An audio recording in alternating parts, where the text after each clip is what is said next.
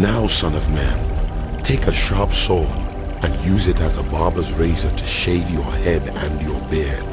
Then take a set of scales and divide up the hair.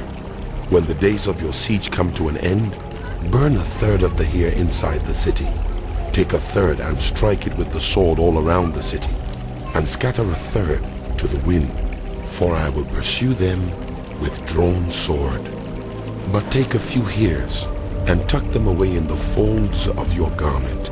Again, take a few of these and throw them into the fire and burn them up. A fire will spread from there to the whole house of Israel. This is what the sovereign Lord says. This is Jerusalem, which I have set in the center of the nations with countries all around her. Yet in her wickedness, she has rebelled against my laws and decrees more than the nations and countries around her. She has rejected my laws and has not followed my decrees. Therefore, this is what the sovereign Lord says.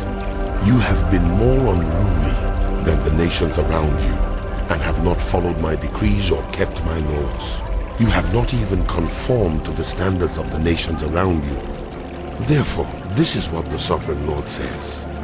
I myself am against you, Jerusalem, and I will inflict punishment on you in the sight of the nations. Because of all your detestable idols, I will do to you what I have never done before and will never do again. Therefore, in your midst, parents will eat their children, and children will eat their parents. I will inflict punishment on you and will scatter all your survivors to the winds.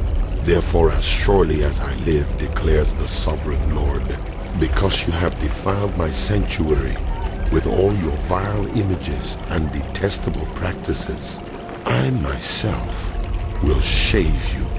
I will not look on you with pity or spare you. A third of your people will die of the plague or perish by famine inside you. A third will fall by the sword outside your walls, and a third I will scatter to the winds and pursue with drawn sword. Then my anger will cease, and my wrath against them will subside, and I will be avenged. And when I have spent my wrath on them, they will know that I, the Lord, have spoken in my zeal. I will make you a ruin and a reproach among the nations around you, in the sight of all who pass by. You will be a reproach and a taunt, a warning and an object of horror to the nations around you, when I inflict punishment on you in anger and in wrath, and with stinging rebuke. I, the Lord, have spoken. When I shoot at you with my deadly and destructive arrows of famine, I will shoot to destroy you.